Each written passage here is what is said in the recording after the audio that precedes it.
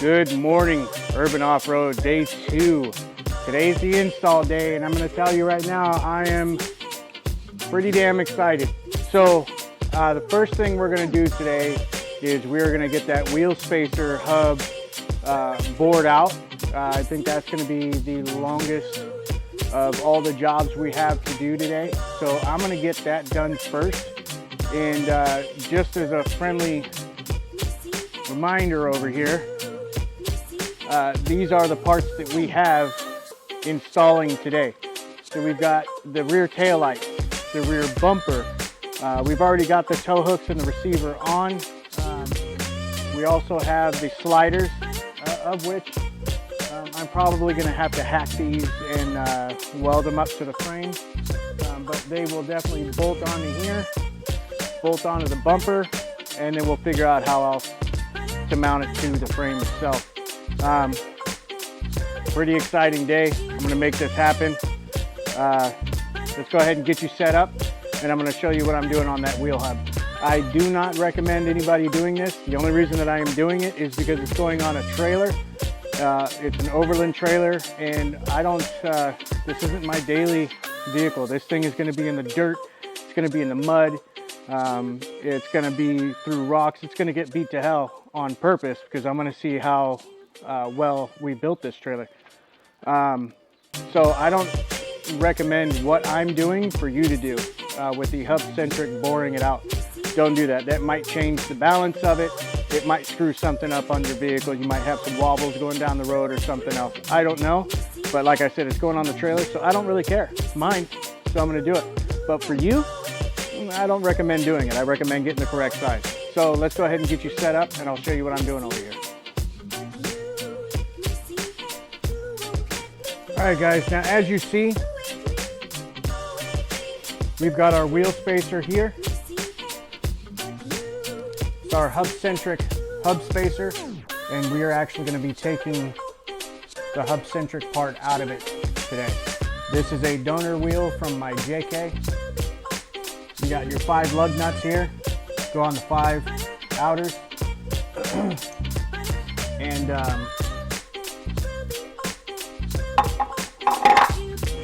so what we're going to do is we're going to use this rim as a jig to hold the wheel spacer, because I don't have a vise, and quite frankly I don't want to put it in a vise and ruin the anodize. I'm going to be doing enough of that with this hole saw.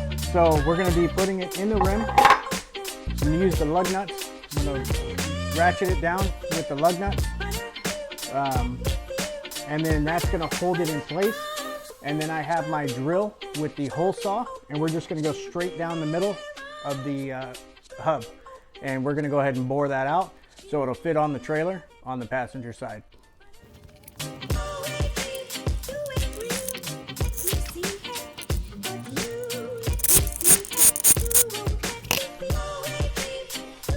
I'm going to throw some oil on here so it doesn't heat up too bad. 2,000 years later.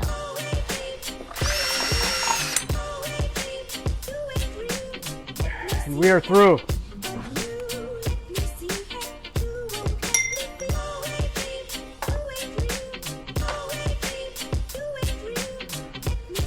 So that's how much of the hub spacer we cut out. All that. So that's what? A good 1/4 inch that we didn't need.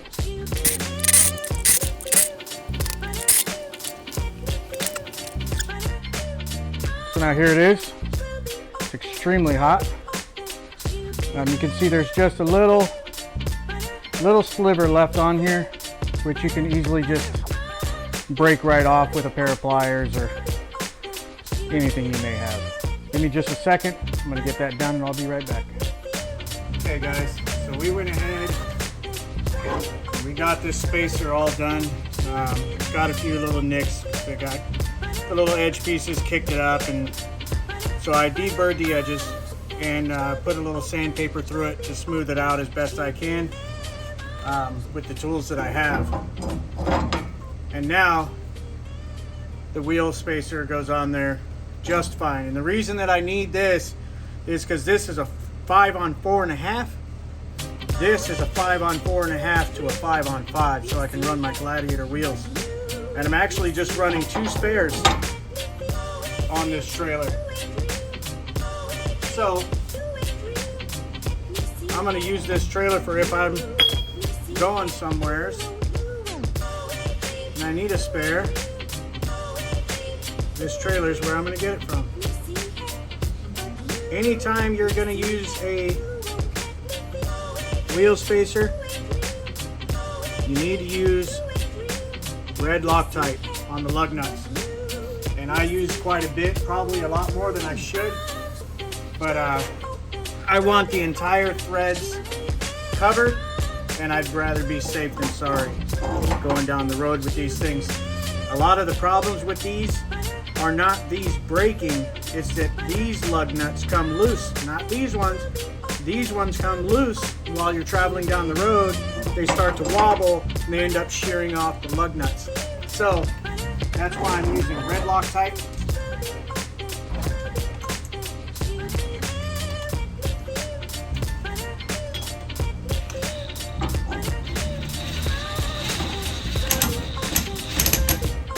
You go ahead and put them on nice and easy first.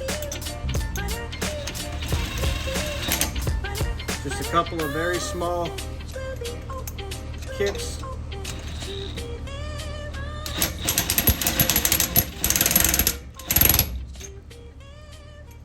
Because the way these are tapered, right? It goes in and it will line it up.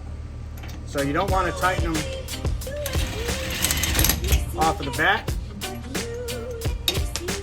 You want to get a couple of them in there to align it correctly. And then once you have them all in, go ahead and crank it down. And there you have it. So now we got our wheel spacer on.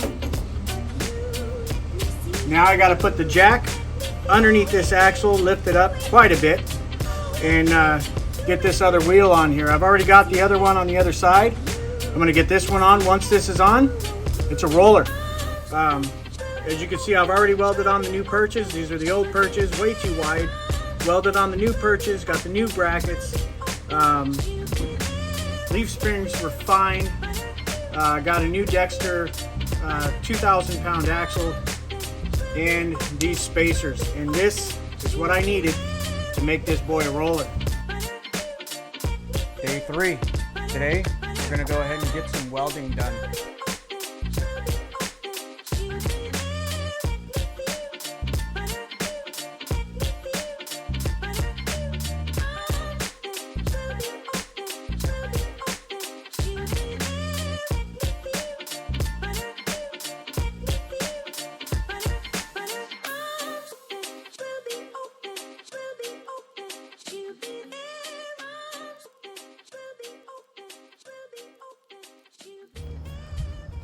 How's it going, everybody? Yesterday during the welding, phone died. Didn't get all of it. Adding the bed onto the trailer and then moving the axle forward. I ended up moving the axle forward from its original position 5 inches, 5 1/8 inch. That put too much weight on the back end. So now I'm figuring out how to accommodate for the extra weight on the back end, and I'm trying to put some more weight on the front end here. So that any weight that I can get in front of the axle is going to be a good thing. So anyhow, you can see the wheel actually looks like it's supposed to be where it is now, rather than before it was pushed all the way back, almost touching here. So the tire was literally right about here from this part here. So this is how much I moved it, 5 1/4 inches. That's the old perch there, or the old hanger. That's the new one. So that's how much I moved it. So today's plan is weighing down the front end. This is off my old JK. I'm thinking about hacking it and using it on the right side of the frame over here, And I'm gonna utilize this for the spare tire. It's gonna go right here. Now the plan for today is I'm gonna get this thing hacked up. I'm gonna cut it here, and I'm gonna cut it here. And I'm gonna see the best way to mount this to the frame.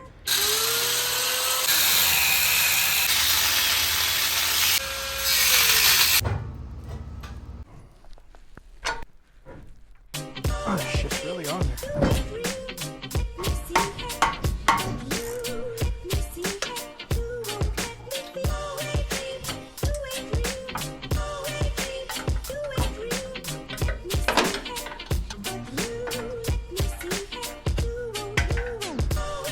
I'm gonna get all this all cleaned up here. I'm gonna hit it with some paint.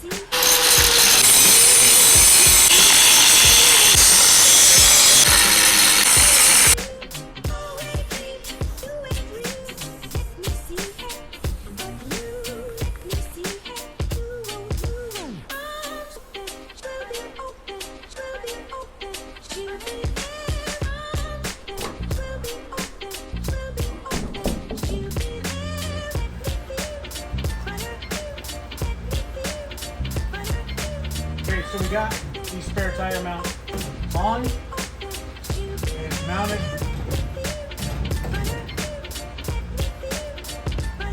I'm pretty happy with it. So we got the axle moved where it needs to be. Got a spare tire mounted on the front end, and brake time.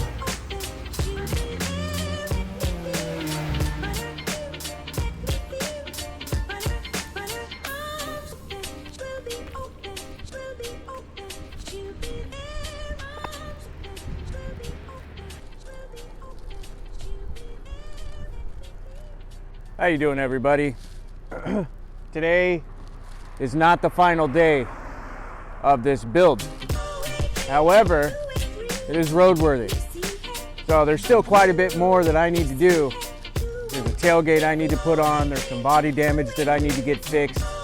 Either paint match or wrap. I really want to wrap this thing, give it some kind of topographical map or something. I'm not sure. But I really do like the way the spare came out. That thing is on there pretty rigid. This thing is not moving. It's on there. And I got the axles placed. I've got the wheel spacers on. I've got the taillights, the wiring harness, the bed mounted on the frame permanently. I got the rear bumper on.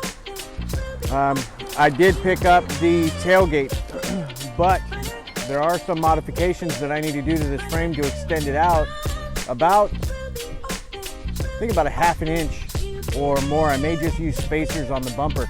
The tailgate hits the bumper right now. But I mean, I think she looks pretty good. It's the first of its kind. Nobody's done this before. Nobody's used a Gladiator bed as the base for an Overland trailer build, or just a trailer build in general. I mean, it doesn't necessarily have to be an Overland trailer. It's gonna be, but if you want to do this in the future, it doesn't have to be an Overland trailer. You can use this as a toy hauler or something. Put a quad back there, have a quad in the back of your Jeep, and have a quad in this. Now you got two quads you can take somewhere with you if you wanted to, but this is gonna have an onboard water system being fed through the other side. It's gonna have a power station. I may end up going with like a Jackery or Goal Zero or something, but I mean, I like it. I wanna know what you guys think. This is, like I said, this is not the finale. This is just the end of episode number 3, you guys. So there is still quite a bit left I need to do. Like this here, I've only got on one slider. I need to put the other slider on.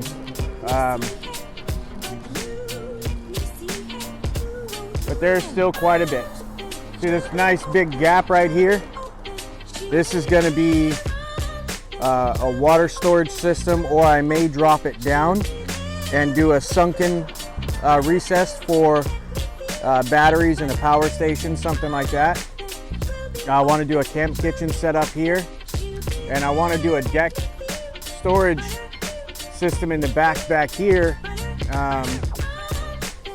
And then I wanted to do like a RSI or ARE or RLD or Alucab top on it, fully enclosed top with the gull wing doors.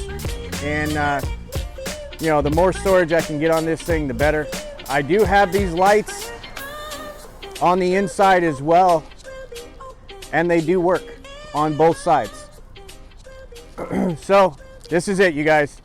This is the end of episode 3. I hope you guys are following along.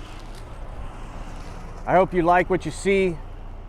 I hope you try exploring a little bit with yourself, with your talents, and maybe you guys can pull something like this out of your hat like I did. I had zero experience starting this build, and it's just been a lot of fun, you guys. So keep up with me. Stay tuned in for episode 4. Episode 4, again, is going to be a lot of changes. There's going to be a lot of things going on. So stay with me, guys. I want to thank you for following Urban Off-Road, following this build. It's been a lot of fun for me. This is a whole new experience. I've never built anything like this before, never done anything like this before, and it's been a lot of fun. And having you guys follow along and watching the videos has really been a drive for me to keep going. So please like the video.